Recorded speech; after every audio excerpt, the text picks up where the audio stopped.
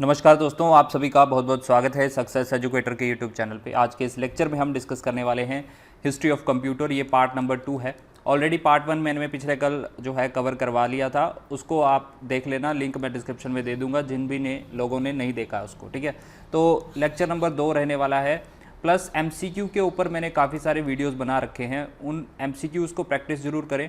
ठीक है, अदरवाइज़ जो है आज जो है हमारा ये जो लेक्चर चल रहे हैं, हमारे थ्योरी के लेक्चर चल रहे हैं। थ्योरी के लेक्चर के बाद जो है मैं आपको MCQ की प्रैक्टिस भी कराऊंगा, और वो भी टॉपिक वाइज। ठीक है, तो हिस्ट्री ऑफ कंप्यूटर हम देख रहे हैं, इससे रिलेटेड जो है जो भी इंपॉर्टेंट इन्फॉर्मेशन होगी वो आज हम डिस्कस करेंगे। वीडियो को अंत तक देखिएगा, एंड में जो है आपको थोड़ी और एक्स्ट्रा इन्फॉर्मेशन अपनी ओर से दूंगा। राइट, चलिए स्टार्ट करते हैं। फिर देखो, जनरेशन से काफ़ी सारे क्वेश्चन बनते हैं, जनरेशन से काफ़ी सारे क्वेश्चन पूछे जाते हैं। आपको पता होगा, आपने प्रीवियस ईयर अगर आप पेपर दिए हैं तो यहाँ से काफ़ी सारे क्वेश्चन बनते हैं। फर्स्ट जनरेशन कंप्यूटर की बात करें तो यहाँ पे एज ए प्रोसेसिंग डिवाइस क्या यूज़ होती थी? वैक्यूम ट्यूब्स यूज़ हुआ करते थे। तो ये डायरेक्ट क्वेश्चन पूछ लिया जाता है, तो ये बेसिक सा क्वेश्चन है। इसके अलावा तो कंप्यूटर जो बने फर्स्ट जनरेशन में, ENIAC, EDVAC और UNIVAC, ये 3 कंप्यूटर मेनली यहाँ पे बने थे। और भी काफ़ी सारे कंप्यूटर बने हैं, लेकिन जो एग्ज़ाम परस्पेक्टिव से इम्पोर्टेंट है वो आज हम देखेंगे। ठीक है, तो वैक्यूम ट्यूब्स यहाँ पे यूज़ हुआ करती थी, और ये काफ़ी बड़े जो है साइज़ इनका हुआ करता था, और जितना बड़ा साइज़ होगा उतनी ज़्यादा कॉस्ट लगेगी वहाँ पे। तो ये काफ़ी कॉस्टली और हैवी हुआ करते थे फर्स्ट जनरेशन के कंप्यूटर। इसको मैं और डिटेल में आपको आगे बताने वाला हूँ। ये मैं जस्ट ओवरव्यू आपको दे रहा हूँ, जहाँ से क्वेश्चन मेनली बेसिक से पूछ लिए जाते हैं। सेकेंड जनरेशन में ट्रांजिस्टर यूज़ होने लगे, आपको पता होगा, राइट, और ये चीपर रहे इनसे और स्मॉलर होने लगे। This generation had more computing power but smaller in size. ठीक है, तो इस तरह से जो है जैसे जैसे जनरेशन बढ़ती गई, साइज छोटा होता गया, उसकी कॉस्ट कम होती गई। राइट, थर्ड जनरेशन में देखिए आपके इंटीग्रेटेड सर्किट यूज़ होना स्टार्ट हो गए थे। तो ये क्वेश्चन पूछा गया है बार बार। तो इंटीग्रेटेड सर्किट कब यूज़ होना स्टार्ट हुए थे? वो आपके थर्ड जनरेशन में। राइट, आगे चलते हैं। फोर्थ जनरेशन में आपके माइक्रो प्रोसेसर चिप्स जो है बनना स्टार्ट हुई। ठीक है, वेरी लार्ज स्केल इंटीग्रेशन जिसे आप बोलते हो। फिर फिफ्थ जनरेशन में आपकी आर्टिफिशियल इंटेलिजेंस आई, और अल्ट्रा लार्ज स्केल इंटीग्रेशन जो आपके इंटीग्रेटेड सर्किट होते हैं वो यूज़ होने लग पड़े।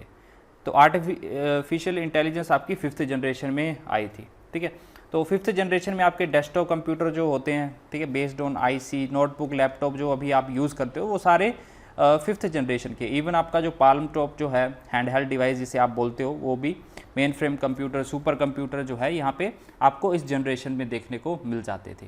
राइट, तो 1970 के बाद का समय जो है ये आपका फोर्थ जनरेशन का, एंड 1980 के बाद का जो है आपका फिफ्थ जनरेशन का पीरियड रहा है। यहाँ पे देखिए ओवरव्यू, जस्ट ओवरव्यू दे रहा हूँ। वैक्यूम ट्यूब बेस्ड होते थे फर्स्ट जनरेशन में, दूसरे में ट्रांजिस्टर बेस्ड, तीसरे में जो है इंटीग्रेटेड सर्किट आते हैं, और फोर्थ जनरेशन में आपके माइक्रो प्रोसेसर बेस्ड आते हैं, और फिफ्थ जनरेशन में आपकी आर्टिफिशियल इंटेलिजेंस भी आ जाती है, और यहाँ पे जो है ultra large scale integrated circuit use होना स्टार्ट होते हैं। अब यहाँ पे देखो थोड़ा और ब्रॉडली दिया गया है, काफ़ी सारे कंपोनेंट्स जो हैं आपके यहाँ पे कवर हो जाएंगे। फर्स्ट जनरेशन की बात की जाए, हमने बात की वैक्यूम ट्यूब यूज़ हुआ करती थी। मेन मेमोरी के तौर पे क्या यूज़ हुआ करता था? अगर आपको ये क्वेश्चन पूछा जाएगा तो आप बोलेंगे मैग्नेटिक ड्रम और मैग्नेटिक टेप्स की जो है यहाँ पे यूज़ हुआ करती थी।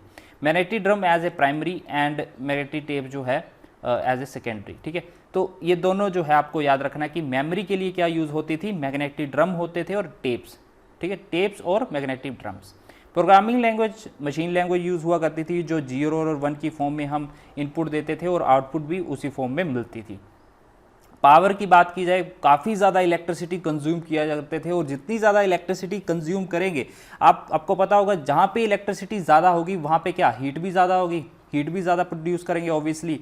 राइट, स्पीड और साइज़ की बात करें तो बहुत ही कम स्पीड हुआ करती थी, लेकिन साइज़ जो है बहुत ही ज़्यादा लार्ज हुआ करते थे। इवन ये पूरे जो यहाँ पे देखो लिखा है, taking up to entire room, तो पूरा रूम जो है आपका कवर कर लेते थे ये आपके फर्स्ट जनरेशन के कंप्यूटर।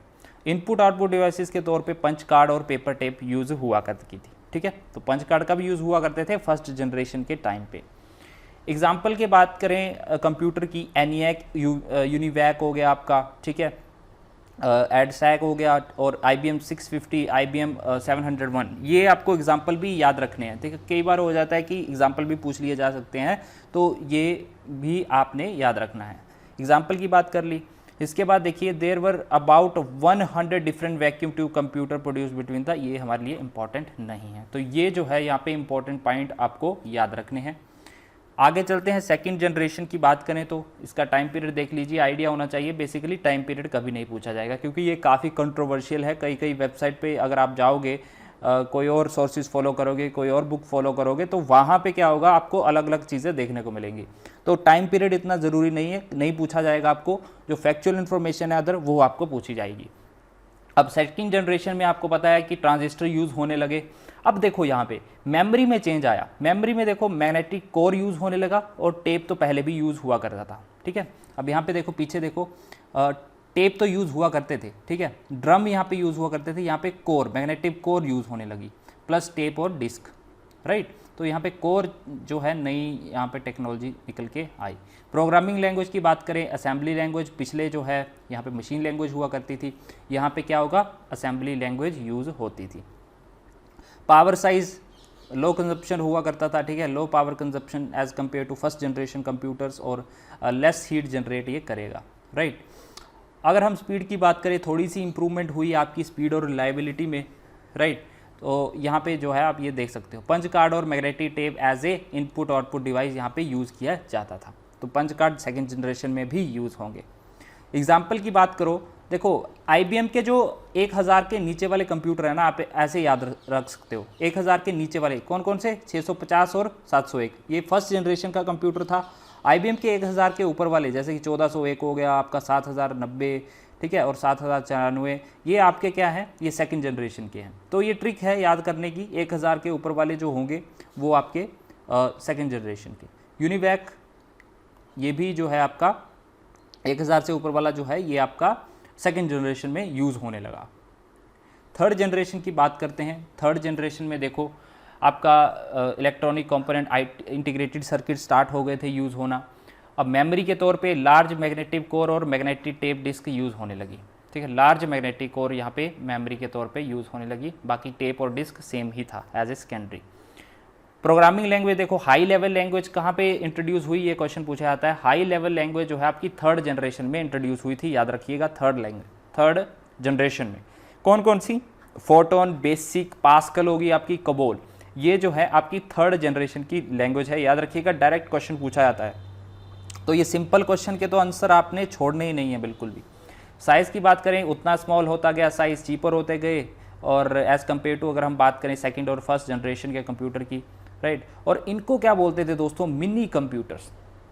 और याद रखो, अभी देखो क्वेश्चन पूछने के अलग अलग तरीके हो सकते हैं। अब हाई लेवल लैंग्वेज भी आपको क्वेश्चन पूछा जाएगा कि थर्ड जनरेशन में इंट्रोड्यूस हुआ, और आपको क्वेश्चन पूछा जाएगा कि मिनी कंप्यूटर बताइए, मिनी कंप्यूटर कब इंट्रोड्यूस हुए, तो आप क्या बोलोगे, थर्ड जनरेशन में।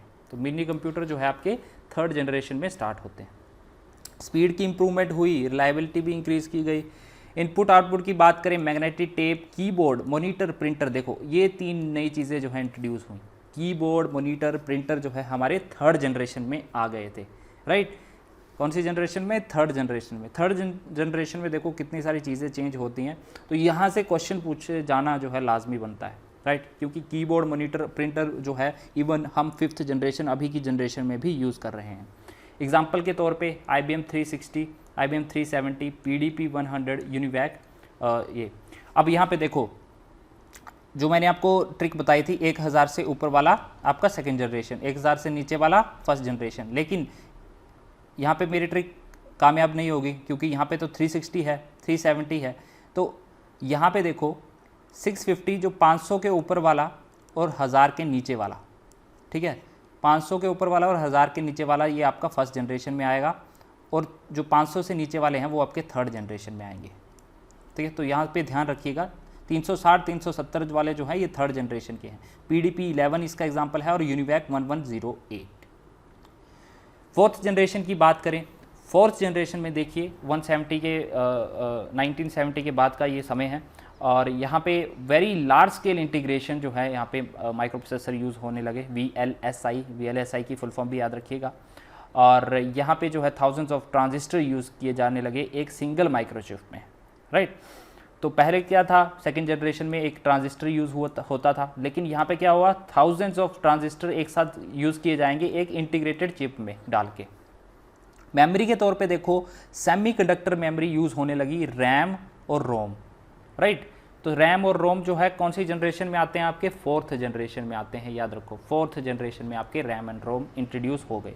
अब रैम क्या होता है, रोम क्या होता है। रैम देखो, रैंडम एक्सेस मेमोरी इसकी फुल फॉर्म है, a type of a data storage memory element used in the computer that temporary stores the program and data, that means it is a volatile, its content are lost when the computer is turn off. Simple सी बात है, आप RAM का use कब करते हो, जो भी आप, मान लो मैं अभी पीपीटी चला रहा हूँ यहाँ पे, ठीक है, कोई और सॉफ्टवेयर, रिकॉर्डिंग सॉफ्टवेयर चला रहा हूँ साथ में, तो ये क्या है, मेरा रैम में इंस्टॉल है, ठीक है, मेरा रैम में इंस्टॉल है, जो कि एक टेम्परेरी मेमोरी है, या फिर हम बोले वोलाटाइल मेमोरी है। जितनी देर मैं इस प्रोग्राम पे काम करूँगा उतनी देर जो है यहाँ पे ये मेमोरी में स्टोर रहेगा।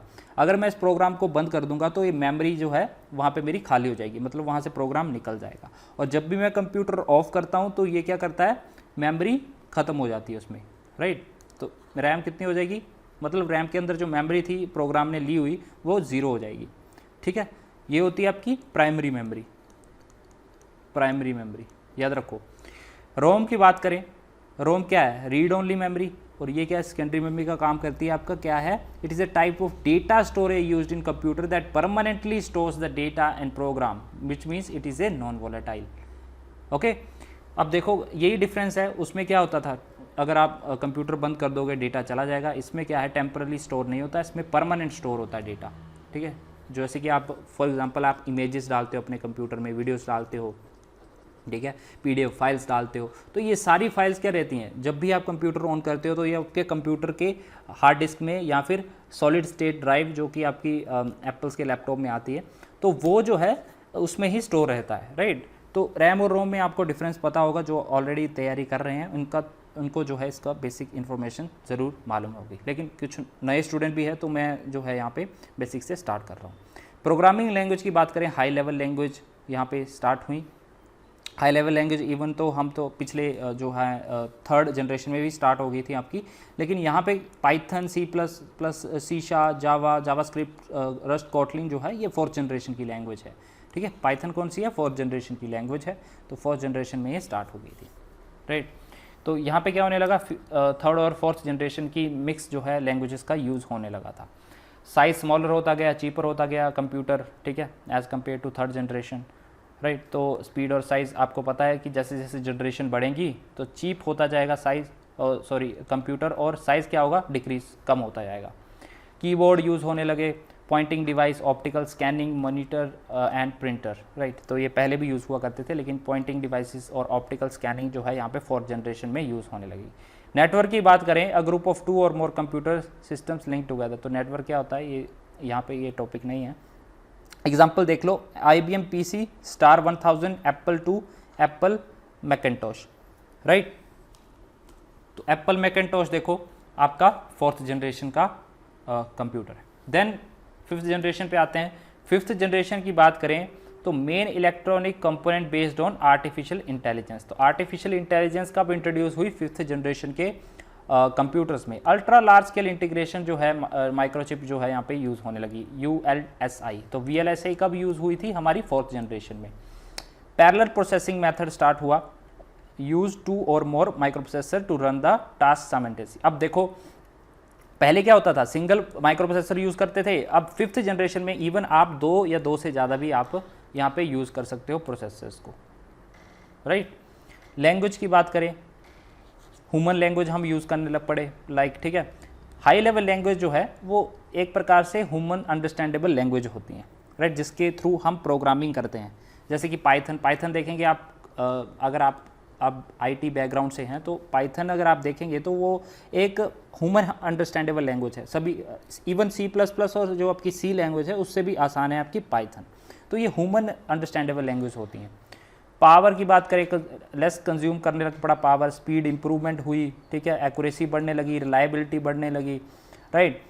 साइज़ पोर्टेबल होता गया, जो आपके अभी PC आप यूज़ करते हो, लैपटॉप यूज़ करते हो, आप हैंड हेल्ड डिवाइस यूज़ करते हो, आप मोबाइल फ़ोन यूज़ करते हो, ये सारे के सारे एग्जाम्पल किसके हैं? 5th जनरेशन कंप्यूटर्स के एग्जाम्पल है दोस्तों।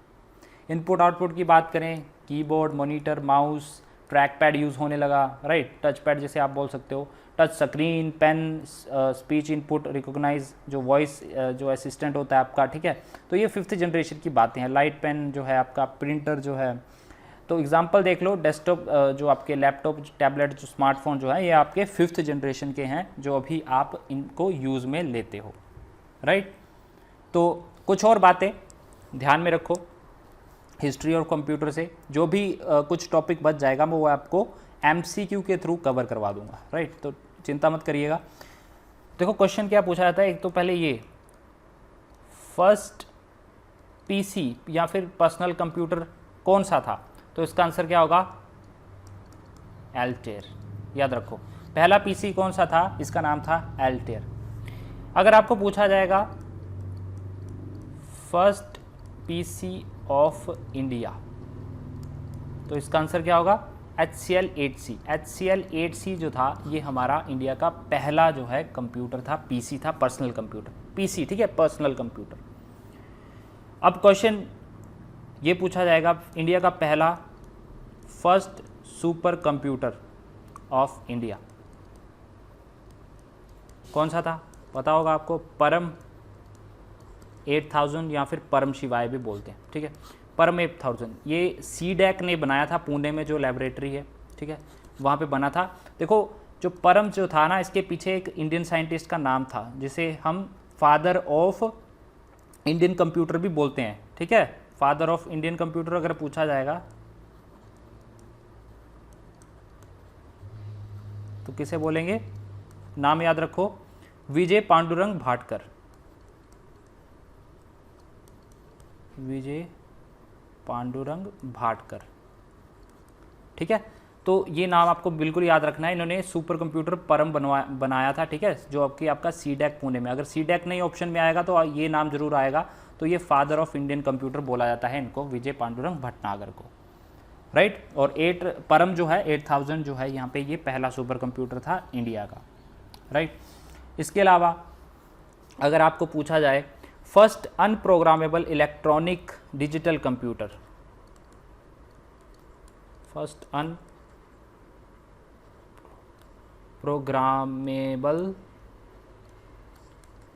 डिजिटल कंप्यूटर या फिर इलेक्ट्रॉनिक कंप्यूटर, अनप्रोग्रामेबल जब पूछा जाएगा ना, अनप्रोग्रामेबल, तो आपका आंसर क्या होगा? ABC। ABC की आप फुल फॉर्म मुझे कमेंट बॉक्स में लिखिए। ABC की फुल फॉर्म आप कमेंट बॉक्स में लिखेंगे ताकि आपको ये लंबे समय तक जो है याद रहेगा, ठीक है। तो ABC जो कंप्यूटर था उसकी फुल फॉर्म आप जो है कमेंट बॉक्स में ज़रूर लिखिएगा, राइट। मुझे पता चल जाएगा कि आपने वीडियो अंत तक देखा है और आप जो है यहाँ पे वीडियोस को सीरियसली देख रहे हैं, राइट। तो ये जो है आपने याद रखना है। बाकी आपको पता है father of computer Charles Babbage, father of modern computer जो है हम एलन ट्यूरिंग को बोलते हैं, राइट। और पिछले लेक्चर में भी हमने कुछ चीज़ें देखी थी। बाकी जो रिमेनिंग जो चीज़ें हैं, राइट, वो हम क्या करेंगे, नेक्स्ट लेक्चर में देखेंगे। और पहला दुनिया का सुपर कंप्यूटर आप ज़रूर मुझे कमेंट बॉक्स में लिखेंगे, पहला दुनिया का सुपर कंप्यूटर और उनके फाउंडर का नाम, राइट। तो this was the today's lecture guys. मैं आपसे मिलूँगा नेक्स्ट लेक्चर में, जिसमें हम जो है टाइप्स ऑफ कंप्यूटर डिस्कस करेंगे। टाइप्स ऑफ कंप्यूटर जो है हम नेक्स्ट लेक्चर में डिस्कस करने वाले हैं। तो बने रहिएगा चैनल के साथ, चैनल को सब्सक्राइब कर लें, वीडियो को लाइक ज़रूर करिएगा दोस्तों। हम मिलते हैं नेक्स्ट लेक्चर में, तब तक के लिए जय हिंद।